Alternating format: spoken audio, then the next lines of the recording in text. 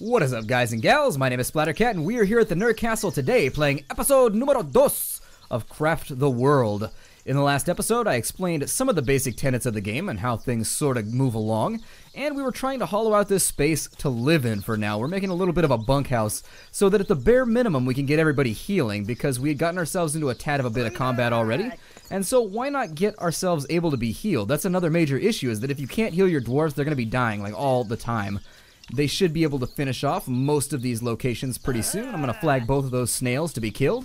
And as you can see, we have actually placed our totem. Now, what does that do? Well, if you look at this little vibrating gem up above his head, it actually takes a color depending on how comfortable the location is. And right now it's red because this isn't counting as an actual house because we haven't sealed off the top. If you look, it puts little stars on locations. That's because you are unsealed. You are not safe. So let's go to our crafting tree. And we've got to make a couple things before we can make a hatch. So we've got to make a wooden wall. We're running low on wood, so we want to make this very, very efficient for now. Grab that wood. There it is. Giggity. And then we'll place a wooden wall like so. So that that'll be nice and placed. It'll look like we actually have a little shaft going down into our base before everything turns into like muddy walls and stones and bugs and beetles and all of that fun stuff. And so while they run back to there, let's start thinking about how we want to exploit this iron and these... Actually, we need trees first.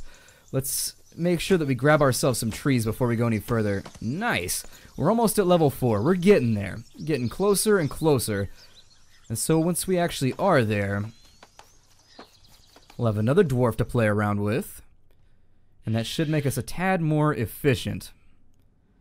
I'm going to drop the next portal right there. And let's start chopping down these trees. I don't care if they're on this orc's property. We're going to chop them down. We're going to chop them down a la cray-cray. Let me make sure in my equipment menu that I've given everybody the proper tools to be chopping down trees. I have not. Carpenter, cook, archer. Okay. Well, let's give them all axes so this doesn't take quite as long. And that may have leveled us. We just got 20 XP for equipping an axe, so... might work out for us. Clovis axe is equipped, and let's be on our way. They should go straight into the portal, pop out over here, boink, and there they are. I very much like, and I want to talk about that, I like very much how if there's like one square gaps, or one square heights, or one square dips, the characters can just jump over them. Like they don't have to worry about them. That's a great thing that makes me incredibly happy. There's nothing worse, say in Nomoria, where you've got like a 2-foot drop and your gnomes just refuse to go around and do anything, simply based on the fact that they can't get around that tiny little hole. It becomes a problem. It makes me upset when holes kind of derail my entire society. At no point should a pothole ever be that big of a problem. I mean, unless you're a pot. Then I guess it's going to be a major problem, because then things are going to be driving over your head every single day. That's why they call them potholes, because back in the day, whenever you had a pothole in a road, they would just take like a broken pot and put it upside down in it, so that the wagon wheels would just go straight over the top. And the more you know. As soon as we get ourselves a better stockpile of wood, because at the moment we are just utterly lacking. I think they actually eat the pine cones, weirdly enough. I keep seeing him shove stuff into his gob every time he stops, so I'm going to take a rough guess and say that maybe he's eating the pine cones off the ground, although that doesn't seem like a very good meal. That seems awfully like splintery and unpleasant, especially since pine cones have those little pokies on the end. I don't know if those are those pine spines. I mean, they're no fun. I've never chewed a pine cone though, so what do I know? I know you can make like pine tea or something. I used to be really into like survivalist stuff, because as a geologist you spend like an insane amount of time outdoors and you never know what's gonna go wrong.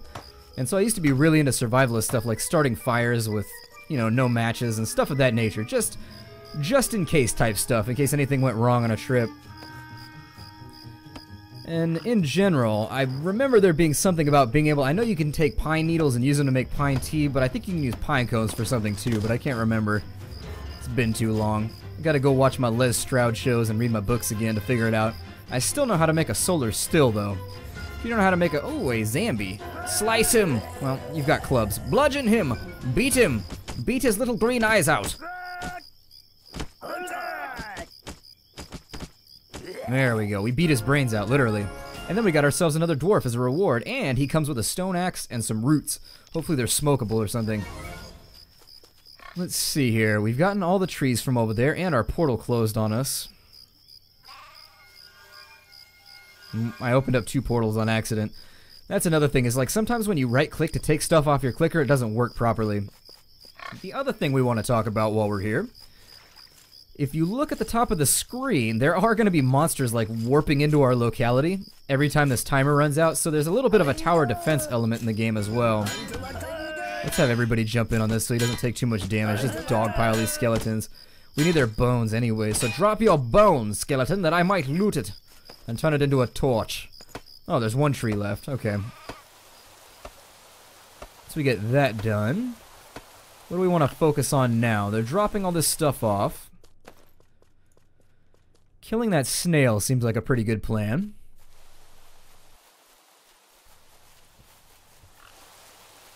And it is nighttime, so I'm not so good about leaving my house right now. Let's make some beds of leaves. Seemed like that would be kind of itchy, depending on whether you had like allergies or not, but let's drop that in there.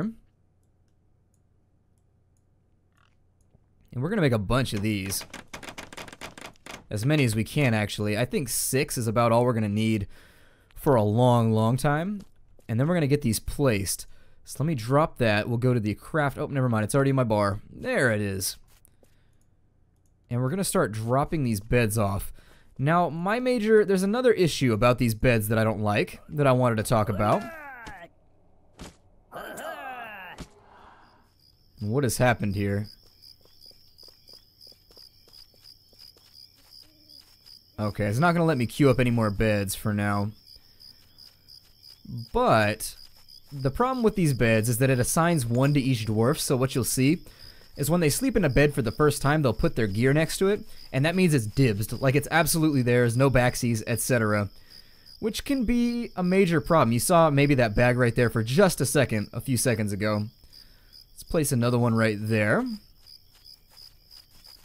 And once we have the beds completely placed, we're actually almost through level 4 already. So roof of leaves. Do we have 2 leaves left? We do. Let's make a roof of leaves really fast, and we'll just place that on the ground somewhere so that we can get further down the tech tree. As I said, I don't really like the way the tech tree works. It sort of forces you to use all the random stuff you don't necessarily want to use. But I can't begrudge it too much, because I like the game a lot. So once we place a roof right there, we'll be in better shape, and that'll give us access to wood helmets, actually. We can also make a wood hatch now, which is what we were lacking. So let's go ahead and craft that. There it is. We got ourselves a wood hatch. It looks sort of like a wood shield almost, but nope, not a wood shield. It is definitely a hatch. We'll place that there, and to put the hatch in, we just go right there. And we can open and close this at will, so we can actually tell our dwarves to go inside. And once they're all inside, we can batten down the hatches. And the enemies will come along, and this actually has a lot of HP. Like, they'll try and claw through it, but it'll last a little while. So if you're right on the edge of night being over, pretty good plan to lock that down.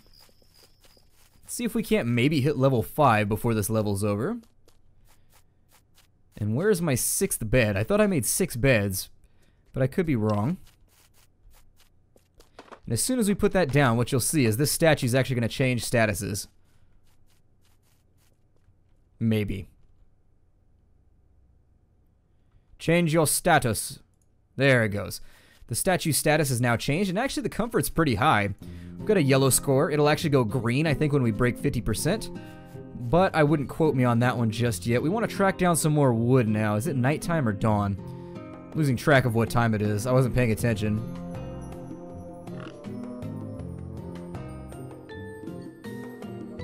I think it's going to be daytime. I'm going to drop a portal over here. We'll start chopping down these final birch forests and whatever else. Where are the sheep at? We need some wool as well. The wool is going to be useful for making ropes. Ah, there's a bug that didn't bug out. And so down he goes. He's now dead. Freebie little 20 XP right there. Actually not... Oh, there's one. It's drowning. Well, we may need arrows to get at him, unfortunately. Dwarves are not so good at fighting underwater, but then again, I don't think anybody really is. Last time I heard about like an underwater combat specialist was like never, so... Once we grab a few more planks and logs and whatnot, we want to take a look at our crafting tree. As I said, I wish the action went on in the background while we were looking at this. We want to make a table next. We definitely want to make some tables because we have to put food out on them. So now that we've got the materials for a table, we're just going to continue on down the line trying to get everything crafted. We picked up 1 bone, unfortunately. We need 2, though. Got the table in our inventory. Table, where did you go? It vanished. Or did I forget to craft it? Hold on, what's going on here? We need another table anyways for our workbench, so I'll go ahead and make it. I'm pretty sure... Oh, there it is. I was in the wrong tab. God. Let's drop that right there. We needed the second table anyways, so do not despair. We'll put it right there next to the totem. That's going to raise our comfort just a tiny little eensy-teensy bit. I'm not going to worry about putting in a wooden back wall or anything right now. We should probably flag him for death.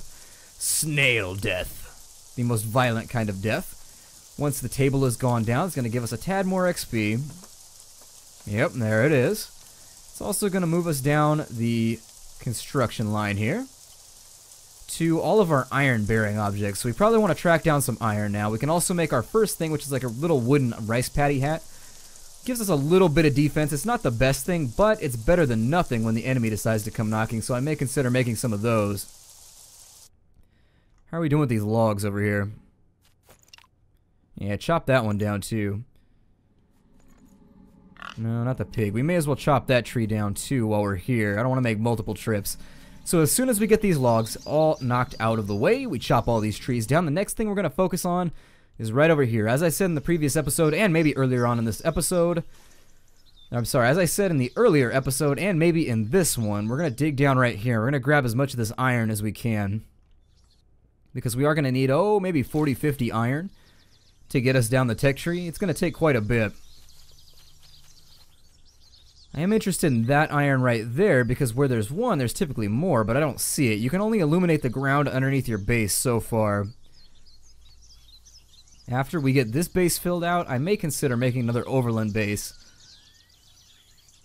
But at the moment, that's not going to be accessible for us. We just want to move. Oh, damn. Maybe put in another portal. Will that help?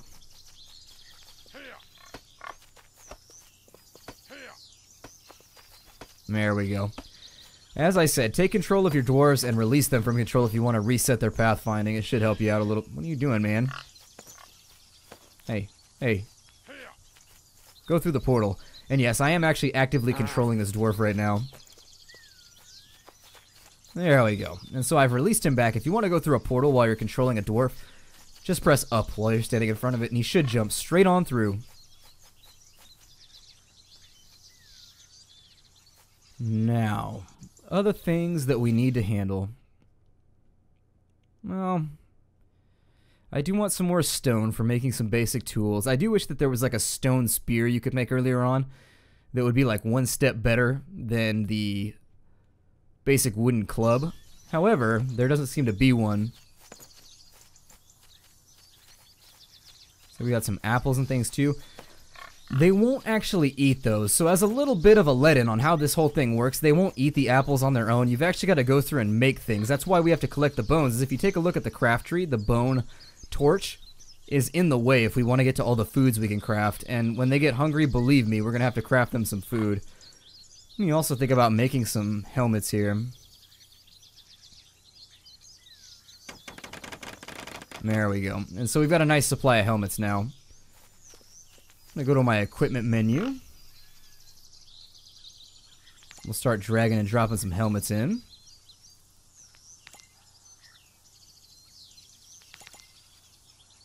Alright, where's my fourth dwarf? What in the hell?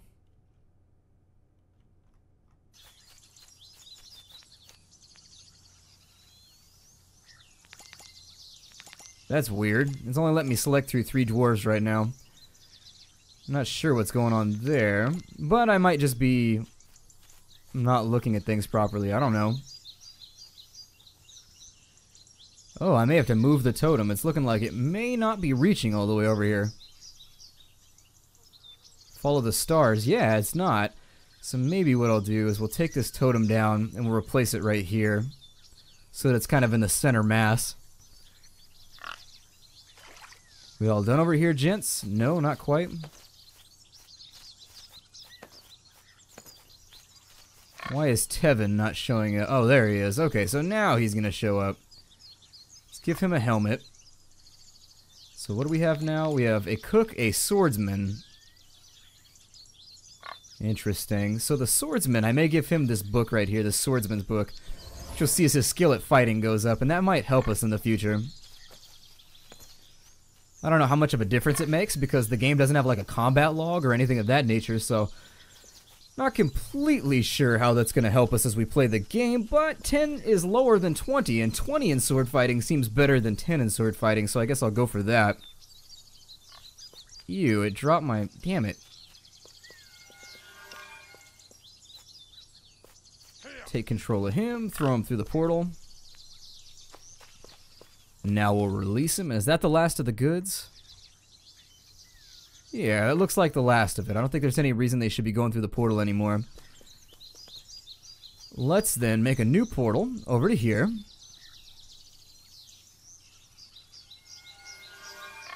Actually, no, I want that one right there. Never mind. What we'll do now, get rid of that bush, and once it's out of the way, we'll start digging down and handling some of this other stuff.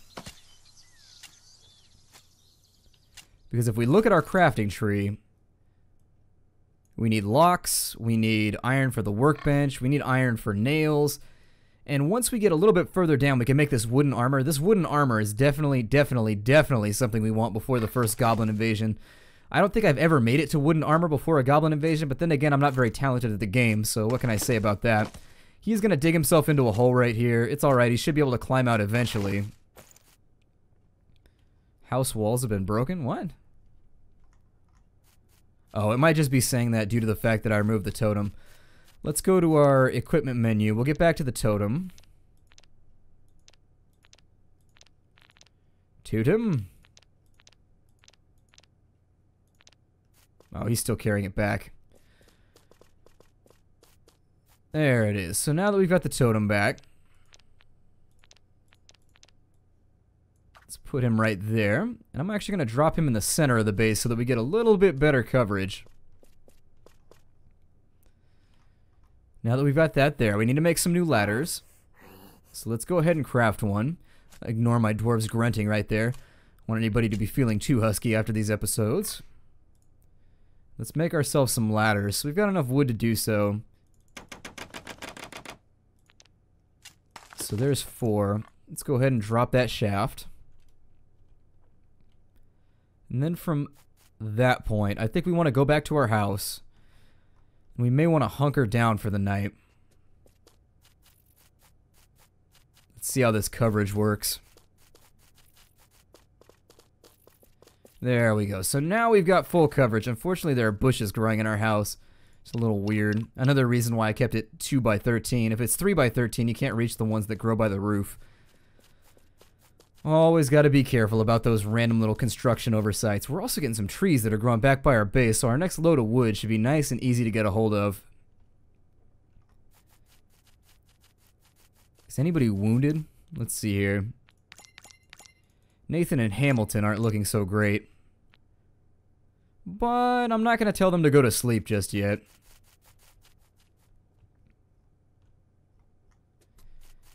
Since those are already in place, they actually did that pretty lickety-split. Let's see if maybe we can get at some of these goodies here. That's not a ton of iron. That's only, oh, it looks like maybe 11 iron. So we are going to have to find an alternate supply, unfortunately. I'm hoping that as we get deeper down into the earth, we should find more. We don't have to worry about this corner breaking out on us or anything. Hopefully he recalculates. You can do it! I believe in you. Awesome.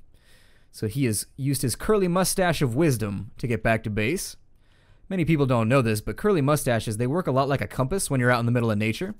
The tips and the ends will actually like kind of tug slightly towards north, and that's why manly beardy men with big mustaches, they never get lost. It's just one of their superpowers. Now, we've got that table there. Damn it, Poltergeist, what are you doing? Why do you hate my stockpile so much? It's like, to hell. I throw your platform. Nah. I flip the table. Because I can. It's okay, if I was a ghost, I would mess with people all the time too. It's just one of those dick move things you kind of have to do if you wake up as a ghost one day. Let's dig the remainder of this stuff out, and I don't see anything else here.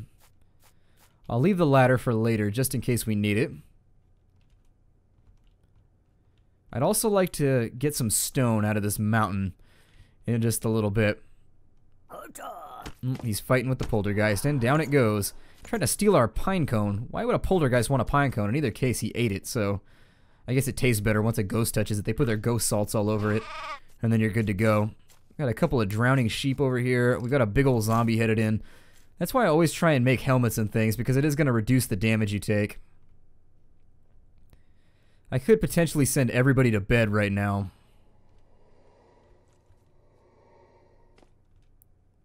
What are you guys doing over here? Just hauling? Yeah.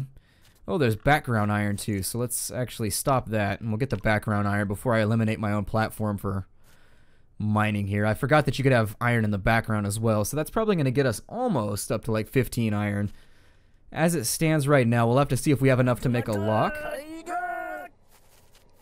Ooh, he may actually get to us before morning. Although I don't think he can make that jump, but these skeletons are probably going to help him with that. But when he gets there, his pathfinding is going to reset. Those skeletons appear to have stopped moving. That one's missing a face. He is truly a faceless enemy. If I wanted to be punny about it, I guess. A faceless foe. Now there's a crystal right there. I think that's called... I forget what that's called, but it's an herb that you need for later. Let's get rid of some of these bushes too. The other thing that I don't like is that your dwarves will on occasion...